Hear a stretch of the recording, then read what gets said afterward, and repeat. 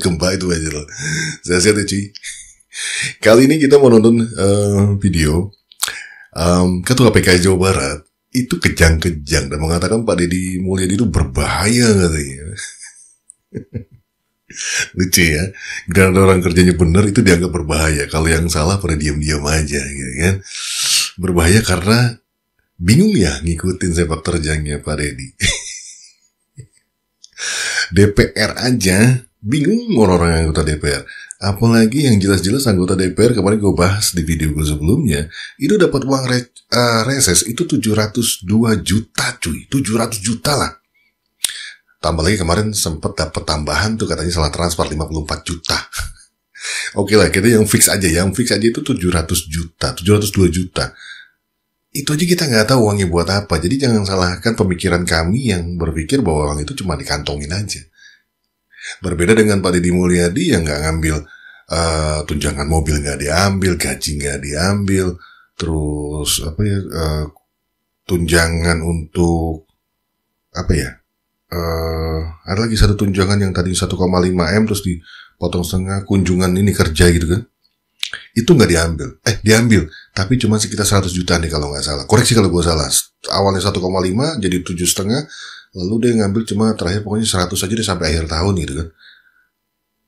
Itu 100 juta setahun loh cuy. Ini 700 juta sebulan.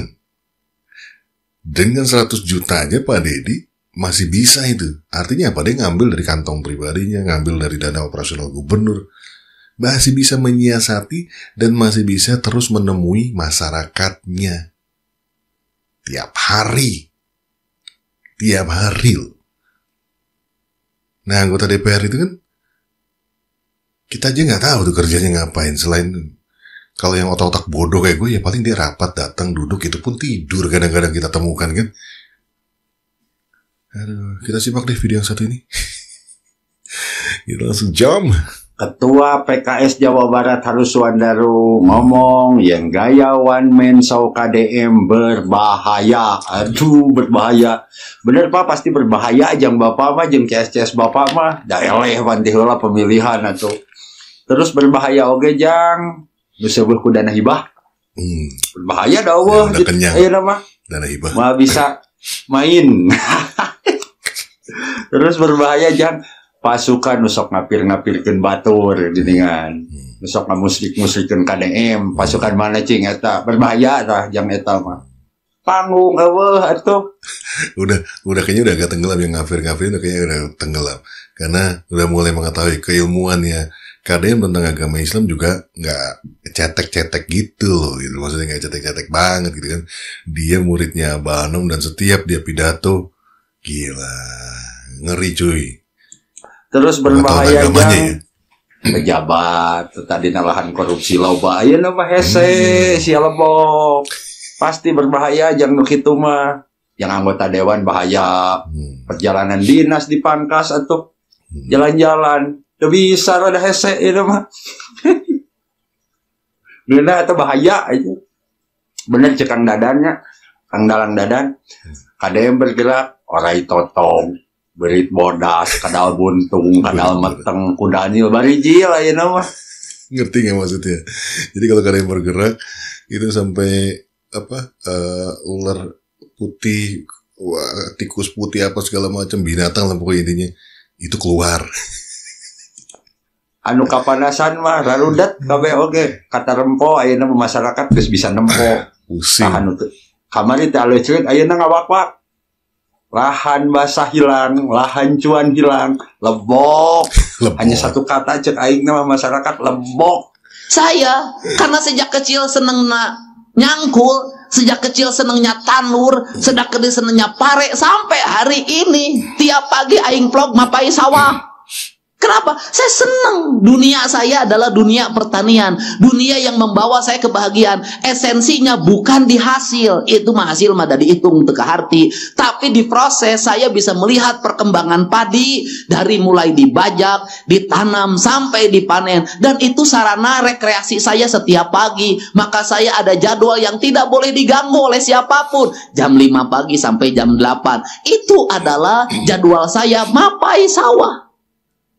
Nah, kemudian apakah secara ekonomi menguntungkan bagi seorang Deddy Mulyadi? Menguntungkan. Kenapa? Maka uang saya digunakan untuk membersihkan saluran air, untuk membayar anak orang-orang yang nyapu di jalan, untuk menanam pohon, untuk membuat berbagai desain arsitektur bangunan yang indah, dan itu dinikmati banyak orang. Kenapa? Kalau saya tidak punya hobi itu, maka saya pilih yang lain. Jalan-jalan ke Singapura, pergi ke Prancis, kemana-mana muter ke Bali, nggak pernah berhenti terus. Yang menikmati hanya diri saya, bukan orang lain. Tapi dengan hobi saya ke sawah, berapa orang yang terhidupi dengan itu, berapa jalan yang bersih, dan akhirnya di kampung saya ribuan orang tiap hari Sabtu dan Minggu memenuhi jalan untuk berjalan kaki di hamparan sawah yang indah. Maka hobi saya memberikan manfaat bagi banyak orang dan infrastruktur menjadi baik. Itulah pemimpin.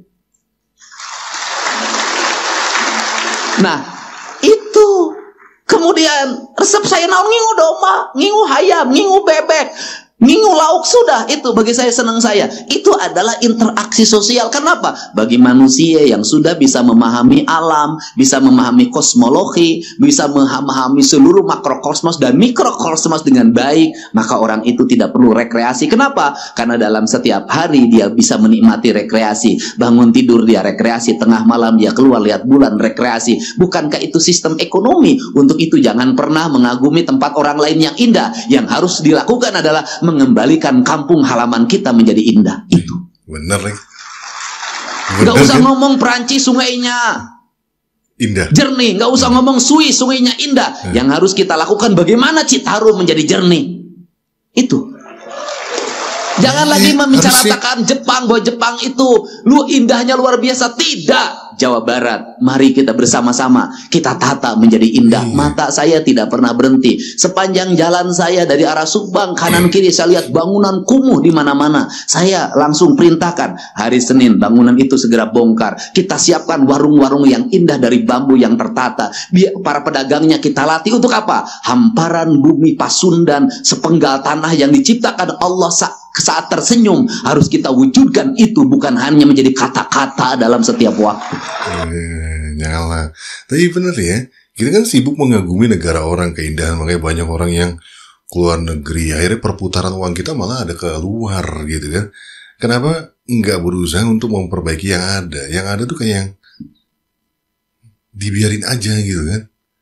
Rumah sendiri nggak pernah diberesin, tapi malah senangnya berkunjung ke rumah-rumah orang yang bersih. Padahal rumah sendiri kalau bersih juga nyaman.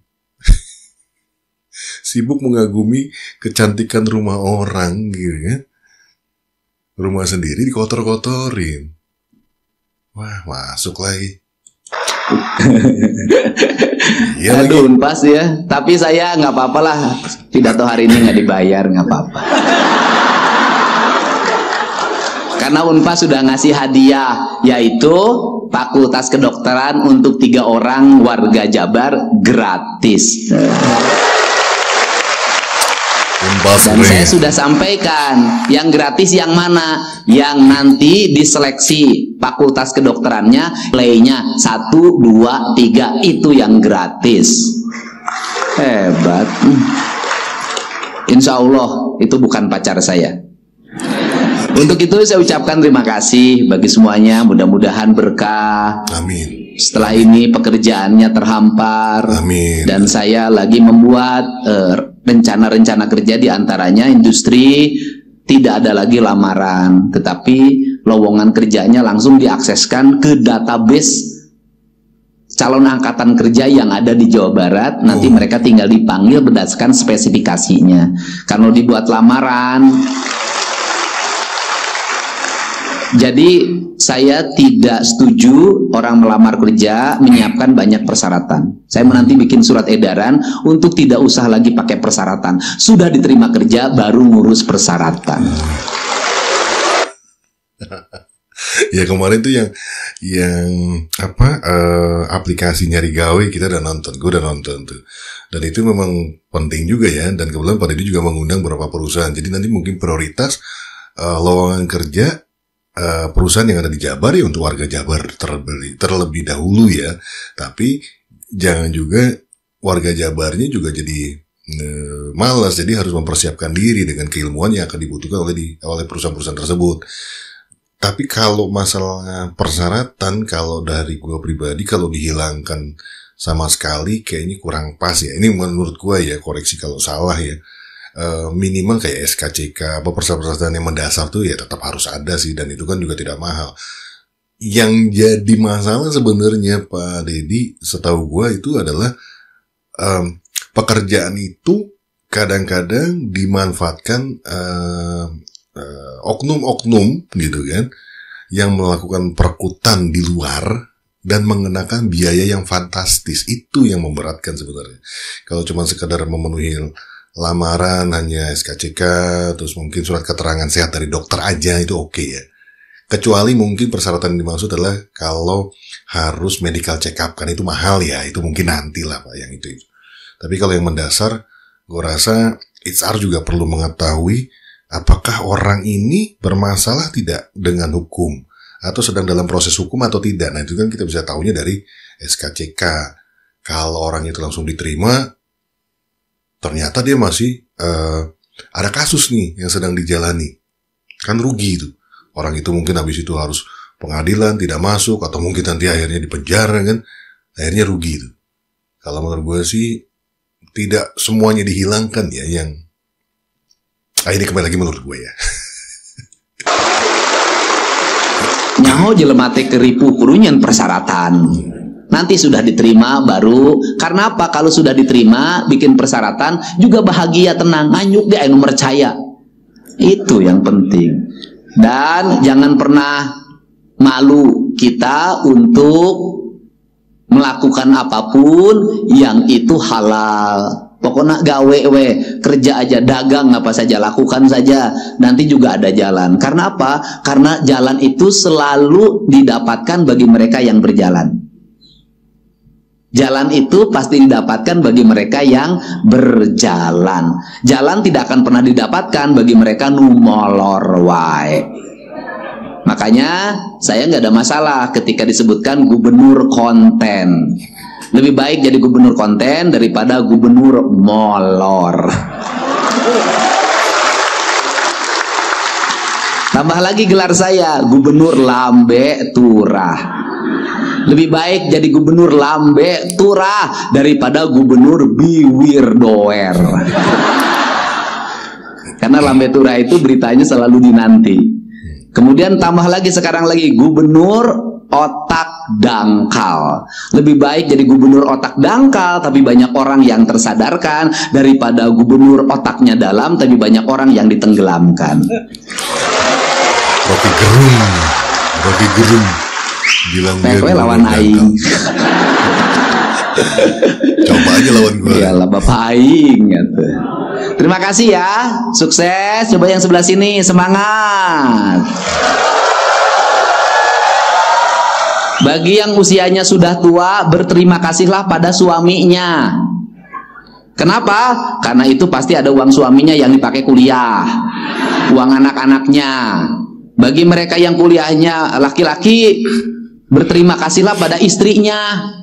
Ya, karena pasti ada uang isinya yang dipakai. Dan mohon maaf kalau selama kuliah punya pacar baru. Kan saya tahu yang begitu Bu, kan saya juga mahasiswa S2 dan S3. Ya, saya ucapkan terima kasih. Yang sebelah sini semangat. Semangat. Udahlah, yang di sini semua nanti minimal penghasilannya per bulan terendah 25 juta. Amin. Terima kasih ya. Wallahu muwaffiq ila aqwamit thoriq. Assalamualaikum warahmatullahi wabarakatuh. Satu hal yang sangat berbahaya dari Kang Deddy adalah keberaniannya membuka kebobrokan sistem pemerintahan. Ia tidak sekedar berbicara, tetapi mendokumentasikan setiap langkahnya melalui kanal media sosialnya. Kang Deddy Mulyadi Channel. Terserah mau orang mengatakan itu pencitraan atau bukan. Tetapi yang penting, kalau seperti ini silakan semua pejabat melakukan pencitraan seperti ini. Tepat untuk dilakukan karena rakyat butuh transparansi. Artinya, tidak ada lagi ruang untuk drama politik yang hanya pencitraan dengan transparansi seperti ini. Nah, tidak ada lagi rahasia gelap di balik anggaran daerah. Tidak ada lagi kedok proyek fiktif yang selama ini hanya menjadi permainan segelintir orang. Semua ini terang benderang, semua ini bisa dilihat rakyat. Apakah ini sesuatu yang nyaman bagi mereka yang selama ini menikmati kelemahan sistem? Tentu tidak.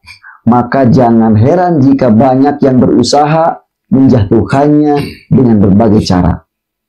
Nah, yang ketiga, mengapa banyak yang tidak suka?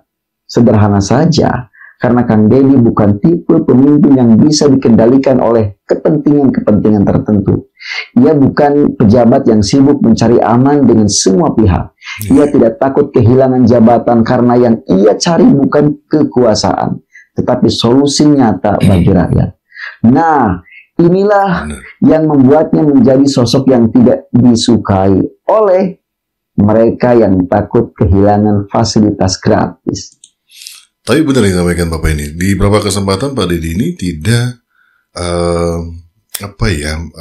menyebutkan partainya misalkan gitu kan. Dia tidak lakukan itu tuh. Padahal dia orang Gerindra ya. Tapi dia selalu mencoba untuk tidak mengaitkan partai. Tapi dia memberikan contoh sebagai seorang gubernur walaupun punya partai, dia tetap berpihak kepada rakyat gitu. Ada di satu kesempatan, gue lupa ya, hari ulang tahun Indramayu apa mana ya, gue lupa deh.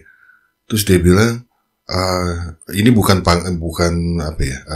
forum politik, jadi dia tidak mau dikaitkan dengan kepartaian. Itu hebatnya Pak Deddy Mulyadi. Berapa kesempatan kan sering muncul orang malah sibuk hadir sana sini dengan partai. Nah ini dia sama sekali gue belum pernah lihat bahkan gitu kan. Dia ada di sebuah acara-acara partai gitu kan. Lebih banyak malah ke masyarakat. Mereka yang ingin tetap bermain di zona abu-abu. Mereka yang sudah terbiasa hidup nyaman dengan sistem yang korup. Mereka tidak akan pernah nyaman dengan pemimpin seperti Kang Deddy. Karena mereka tahu jika ia terus berlanjut, tidak akan ada ruang lagi untuk mereka menipu rakyat. Jadi, dengan demikian, apakah Kang Deddy berbahaya? Ya, benar. Kang Deddy Mulyadi memang berbahaya. Tetapi hanya bagi mereka yang selama ini merusak negeri ini. Bagi rakyat biasa, Kang Deddy adalah harapan baru. Bagi mereka yang jujur, Kang Deddy adalah simbol keadilan. Bagi mereka yang ingin perubahan, Kang Deddy adalah jawaban yang selama ini kita cari. Dan jika negeri ini ingin maju, pemimpin seperti inilah yang kita butuhkan. Bayangkan, jika ada 3 pemimpin seperti Kang Deddy saja. Bayangkan, jika Indonesia dipimpin oleh sosok dengan keberanian dan ketegasan seperti ini, mungkin itulah yang paling ditakuti oleh mereka yang selama ini nyaman dalam kemapanan. Karena jika Kang Deddy terus melangkah maju, mereka tahu era mereka sudah berakhir. Disclaimer, ini bukan kampanye, tapi ungkapan saya sebagai rakyat kecil yang bangga dengan gaya kepemimpinan beliau. Bagi yang setuju dengan apa yang saya sampaikan, silahkan komen. Dan bagi yang tidak setuju, tidak apa-apa. Yang penting tetap kita bersaudara untuk membangun perubahan menuju 50 tahun Indonesia emas. Bismillahirrahmanirrahim. Kami, masyarakat Jawa Barat, pada hari ini, hari Jumat, tanggal 18 Juli 2025, di depan gedung Sate menyatakan dengan sebenar-benarnya bahwasanya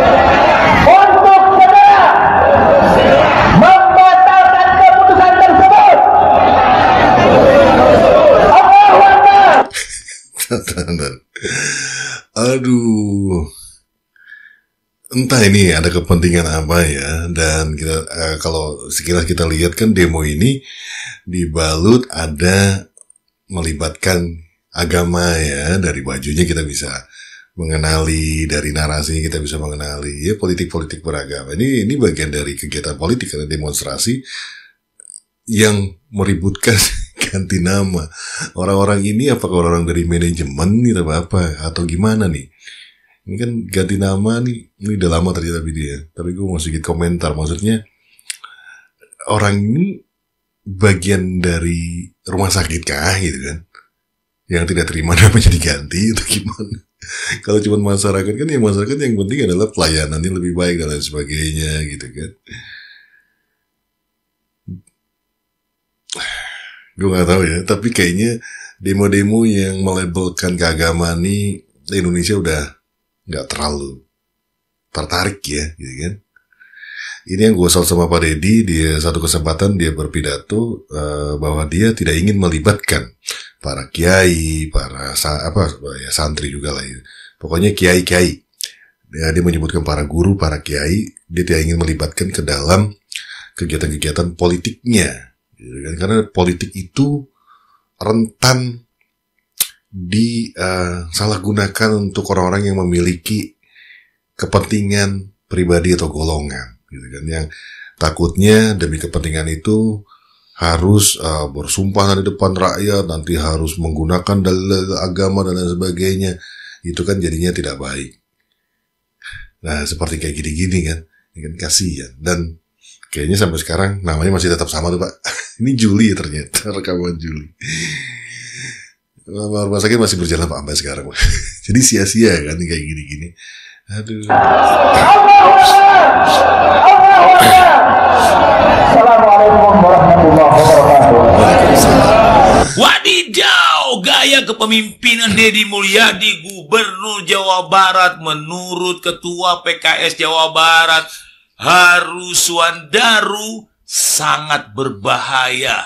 Saya sangat setuju, karena memang kepemimpinan gaya Deddy Mulyadi yang turun ke bawah sangat berbahaya. Berbahaya buat pemimpin-pemimpin yang suka main proyek, karena mereka akan malu sama Deddy Mulyadi.